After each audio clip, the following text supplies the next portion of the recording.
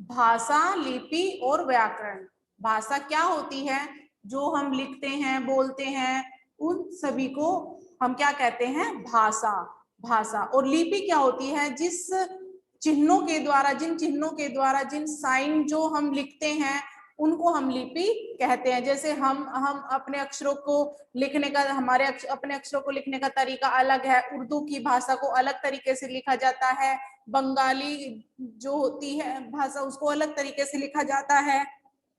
तो सभी भाषाओं की अपनी अपनी एक लिपि होती है। मतलब लिपि का मतलब चिन्ह होते हैं, साइन होते हैं कि हमें अपने अक्षरों को इस तरह से बनाना है। उन्हीं उन्हीं चीजों को हम क्या कहते हैं?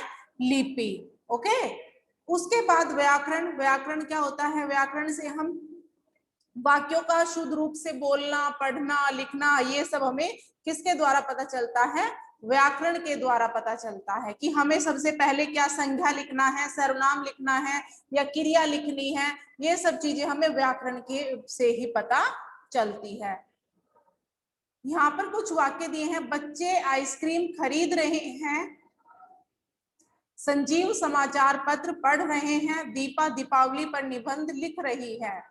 पहले चित्र में दीपा और सचिन ने बोलकर अपनी बात कही, आइसक्रीम वाले ने उनकी बात सुनकर आइसक्रीम दी। दूसरे चित्र में समाचार पत्र में समाचार लिखे हुए हैं, संजीव समाचार पढ़ रहे हैं, और तीसरे पत्र में दीपा निबंध लिख रही हैं।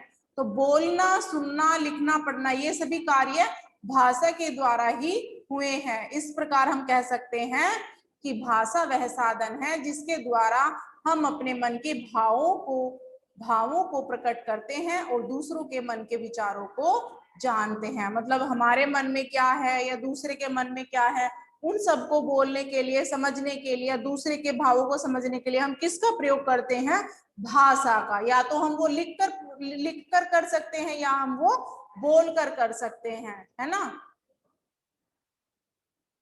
कभी कभी व्यक्ति संकेत से भी अपने भाव प्रकट करता है जिसे हम सांकेतिक भाषा कहते हैं, परंतु उसे भाषा के अंतर्गत नहीं माना जाता है। सांकेतिक भाषा क्या होती है? जो हम संकेत से किसी संकेत क्या होते हैं? इशारे। इशारे से, जैसे चौराहे पर एक ट्रैफिक पुलिस वाला खड़ा है, वो इशारे से करता है कि दाएं जाओ, बाएं जाओ, वो अपनी हाथों से इशारा करता है।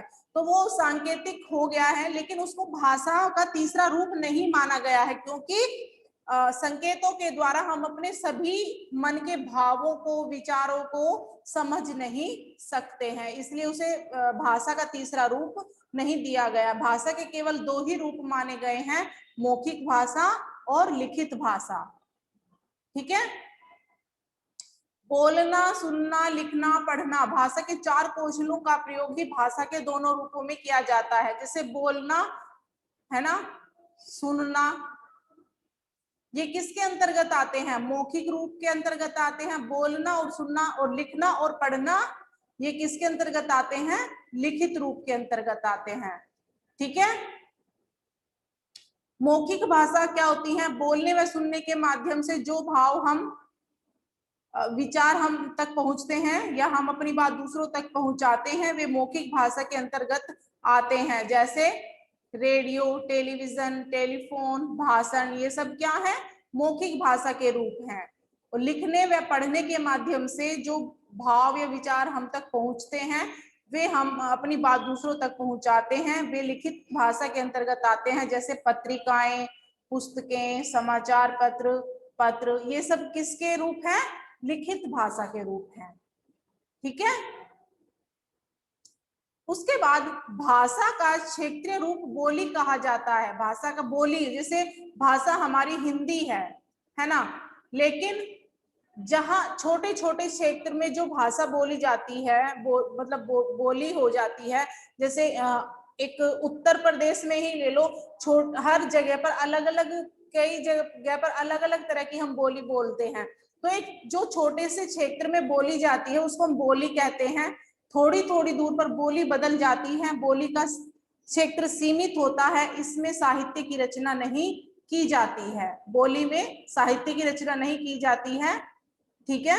मैथिली, राजस्थानी, बुंदेलखंडी आदि बोलियां हैं जिनका प्रयोग भारत के भिन्न भिन्न भागों में किया जाता है। ठीक है। भाषा को लिखित रूप प्रदान करने के लिए निश्चित किए गए चिन्ह लिपि कहलाते हैं। लिपि मैंने अभी बताया आपको, लिपि क्या होती है?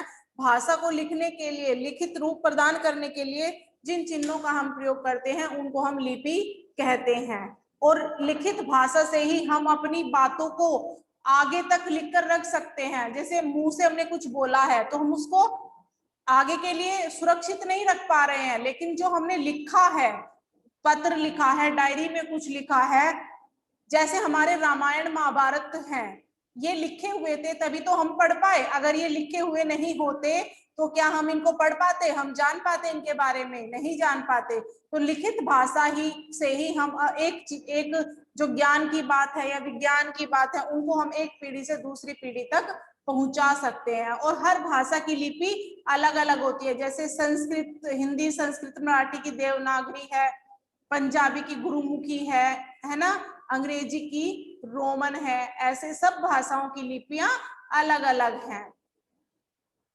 ठीक है। हिंदी भाषा, हिंदी भारतीय आर्य भाषा परिवार की भाषा है।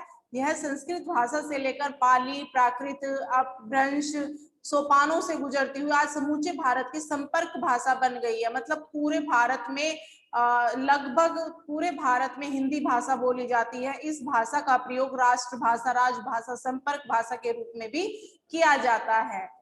ठीक है। भारत के संविधान में 14 सितंबर 1949 को हिंदी को राजभाषा के रूप में स्वीकार किया गया। राजभाषा क्या होती है?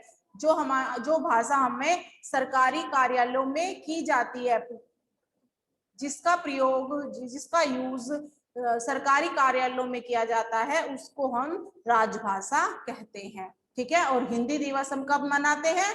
14 सितंबर को हम अपना हिंदी दिवस मनाते हैं। ठीक है।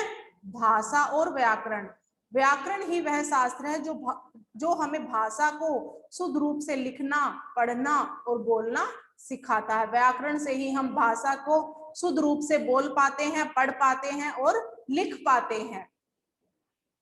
ठीक है। तो व्याकरण के नियम हमें भाषा के शुद्ध या अशुद्ध होने की जानकारी देते हैं तथा यह भी बताते हैं कि कर्ता के लिंग, वचन और कारक के अनुसार क्रिया आदि का रूप होना चाहिए। व्याकरण से ही हमें इन नियमों की सही जानकारी मिलती है। और अगर हम एक वाक्य में इसकी परिभाषा लिखें तो भाषा को शुद्ध रूप से लिखना, पढ़ना, बोलना सिखाने वाला शास्त्र व्याकरण कहलाता है। ओके।